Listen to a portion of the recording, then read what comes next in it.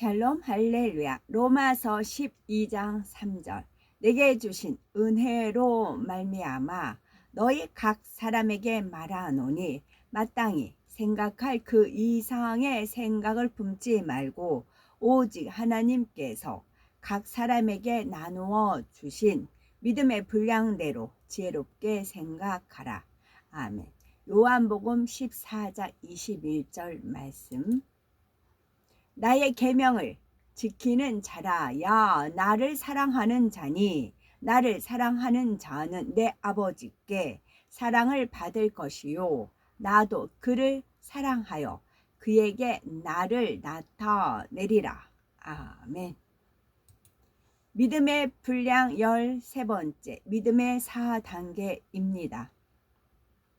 믿음의 1, 2, 3, 4단계의 차이점을 살펴보고 믿음의 4단계 특징에 대해 증거합니다. 첫째, 믿음의 1, 2, 3, 4단계의 차이점입니다. 믿음의 4단계는 주님을 지극히 사랑하는 믿음입니다. 말씀대로 행할 수 있는 믿음의 3단계를 지나 마음의 죄성까지도 벗어버리므로 온전히 진리 안에 거하며 말씀대로 행하는 단계이지요. 그러면 믿음의 4단계와 1, 2, 3단계와는 어떠한 차이가 있는 것일까요? 만약 어떤 사람이 애매한 말을 지어내어 우리를 심히 모함을 한다면 어떠하겠습니까? 아직 믿음의 작은 1단계나 2단계 초입인 경우는 분이 나서 참기 어렵기 때문에 당장 상대방을 찾아가 시시비비를 따지려고 합니다.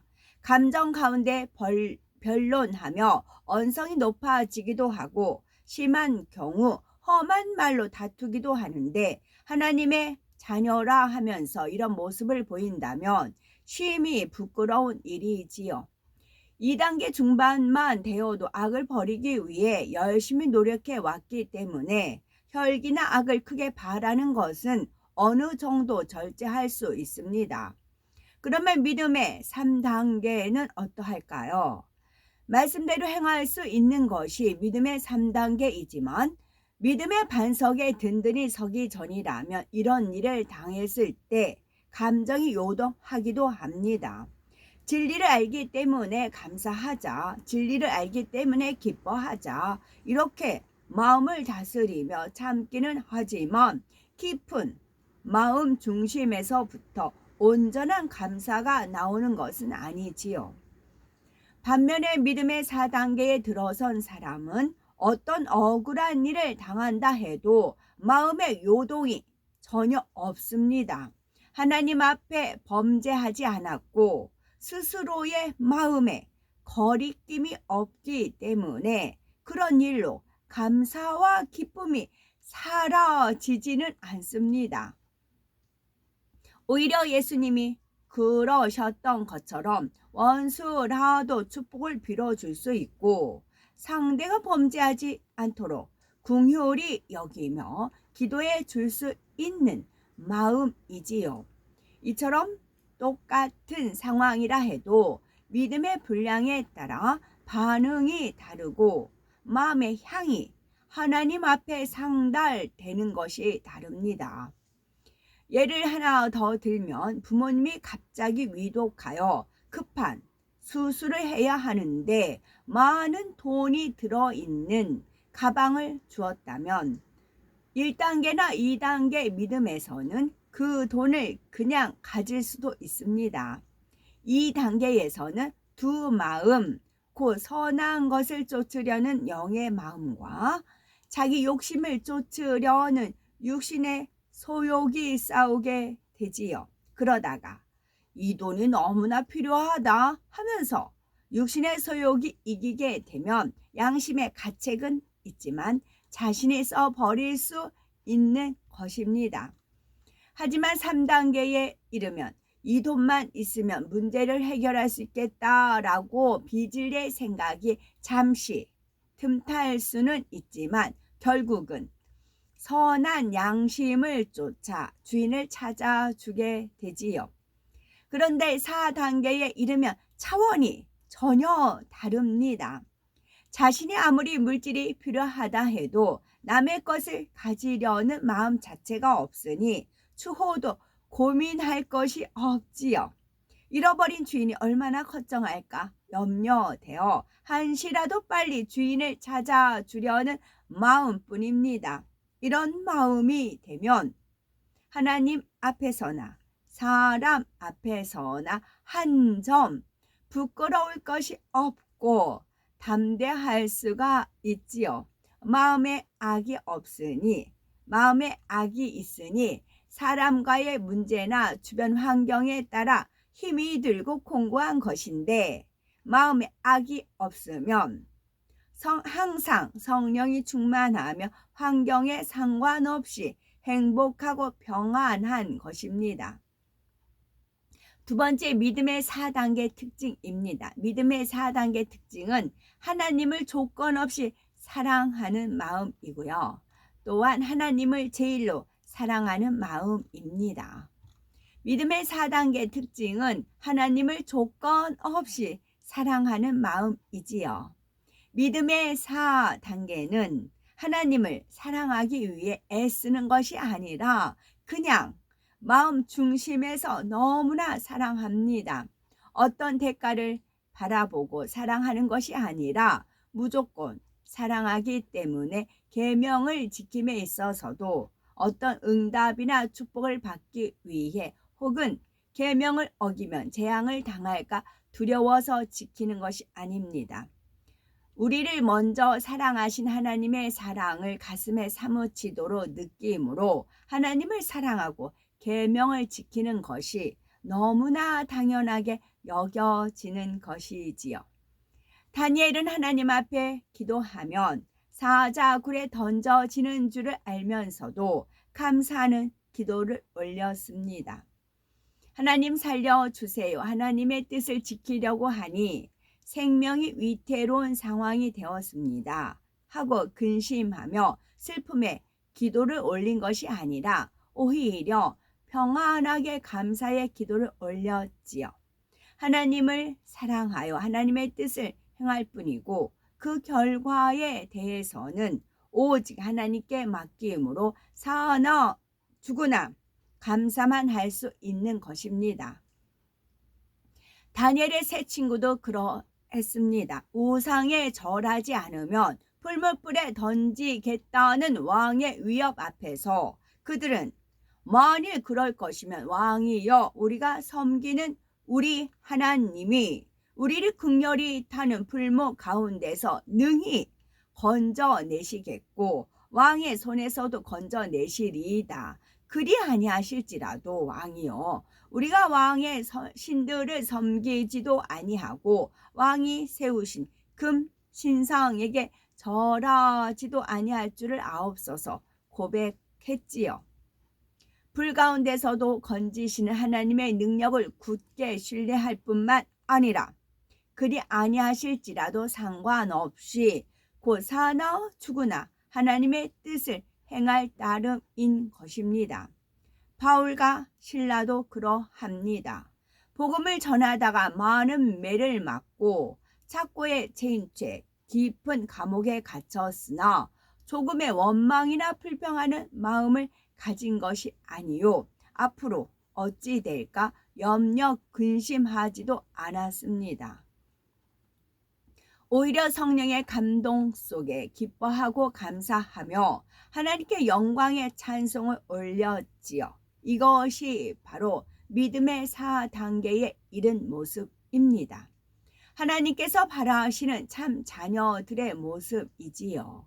그러니 이 감동의 찬양이 울려 퍼질 때 하나님의 역사로 호련히 큰 지진이 일어나 옥문이 열리고 착고가 벗어진 것을 볼 수가 있습니다. 믿음의 4단계 특징 중에 하나는 하나님을 제일로 사랑하는 믿음입니다. 하나님을 제일로 사랑할 때는 세상 부귀 영화도 아깝지 않고 가족이나 자신의 생명보다도 하나님을 더 사랑합니다. 빌립보서 3장 7절에서 8절을 보면 사도 바울은 무엇이든지 자신에게 유익하던 것을 그리스도를 위하여 다해로 여기고 주를 위해 모든 것을 잃어버리고 배설물로 여긴다 고백하고 있습니다. 예전에 소중하게 가지고 있었던 것, 세상에서 귀하게 여기는 모든 것들을 주를 위해서라면 배설물처럼 버릴 수 있다는 것입니다. 마가복음 10장 29에서 30절에도 보면 예수님께서 나와 및 복음을 위하여 집이나 형제나 자매나 어미나 아비나 자식이나 전토를 벌인 자는 금세에 있어 집과 형제와 자매와 모친과 자식과 전토를 100배나 받되 핍박을 겸하여 받고 내세에 영생을 받지 못할 자가 없느니라 하셨지요. 이처럼 행하면 처음에는 핍박이 올 수도 있고 믿음이 적을 때는 그로 인해 힘들어 할 수도 있습니다. 그러나 끝까지 믿음이 변치 않고 거룩하게 구별된 성도의 삶을 살아나갈 때 결국은 세상 사람들에게도 인정받게 되지요. 더구나 영으로 들어가서 하나님을 제일로 사랑하는 믿음이 되면 사단이 역사하지 못함으로 핍박이 물러갈 뿐만 아니라 오히려 주변 사람들로부터도 진실한 그리스도인이라고 존중받게 됩니다. 우리가 정녕 믿음으로 행하고 타협하지 않을 때는 하나님께서 역사해 주심으로 마침내 영광을 돌릴 수가 있는 것입니다. 그러나 오해해서 안 되는 것은 육의 가족보다 하나님이 소중하고 육의 정을 끊어야 한다 해서 그것이 가족을 무정하게 대하고 해야 할 도리를 하지 말라는 의미는 아니라는 사실이죠. 하나님의 계명을 어겨야 하는 일이 아니라면 오히려 믿지 않는 사람보다 더욱 가족들을 섬기며 부모, 자녀 혹은 가족의 일원으로서 온 집에 충성할 수 있어야 하지요. 주를 믿지 않는 가족들도 그러한 모습을 통해 감동받아 구원에 이를 수 있도록 잘 섬기는 것이 하나님의 뜻이기도 한 것입니다. 그러나 창조주이시며 우리 영혼을 낳아주시고 지옥의 형벌에서 구원해 주신 하나님을 믿는다면 누구보다도 하나님을 더 사랑하는 것이 당연한 일입니다. 이렇게 하나님을 제일로 사랑한다면 당연히 선과 사랑으로 모든 사람을 섬기며 범사에 상대의 유익을 먼저 구하게 되지요. 그러니 주위 사람들에게도 진정한 영의 사랑을 줄 수가 있습니다. 하지만 이런 믿음의 수준에 이르지 않은 사람들은 믿음이 큰 사람들을 이해하지 못하므로 자신들의 입장에 맞춰서 오해하는 경우가 많습니다. 예를 들어 어떤 사람은 아브라함이 이삭을 바칠 때 심히 망설이고 괴로워하면서 산에 올라갔다 말하기도 합니다. 그러나 아브라함의 믿음은 그런 수준이 아니었지요. 아브라함은 하나님께서 명하시는 것에 전혀 망설이거나 갈등하지 않았습니다. 이삭을 다시 살려주실 줄 분명히 믿었을 뿐만 아니라 다시 살려주시지 않는다 해도 하나님께서 그의 생명을 드리라 하시면 감사함으로 드릴 수 있는 믿음이었습니다. 아무리 귀하고 사랑스러운 독자라 해도 하나님은 자신과 아들의 생명을 주신 주인이시니 생명을 다시 달라 하실 때는 얼마든지 드릴 수 있는 것이지요. 그러므로 아브라함은 망설임도 괴로움도 전혀 없이 오직 기쁨으로 순종했으며 이렇게 순종한 결과 믿음의 조상이라는 너무나 큰 축복을 받을 수 있었습니다. 잠언 8장 17절에 나를 사랑하는 자들이 나의 사랑을 입으며 나를 간절히 찾는 자가 나를 만날 것이니라 하신 말씀처럼 하나님을 제일로 사랑하고 조건 없이 무조건 사랑할 때 하나님 편에서도 그런 자녀들을 지극히 사랑하시며 항상 만나 주십니다. 영혼이 잘되게 축복하시고 범사에 잘되고 강건하게 하시며 땅에서나 하늘에서나 영광을 얻게 하시지요. 영으로 들어오기만 해도 우리의 삶에 하나님의 사랑받는 증거가 무수히 나타납니다. 더구나 온 영으로 들어오면 하나님께서 부어주시는 축복과 영광을 이루 말할 수가 없지요. 전지전능하신 하나님께서는 사랑하는 자녀들을 위해 모든 것을 예비하시고 마음껏 베풀어 주시고자 기다리고 계십니다.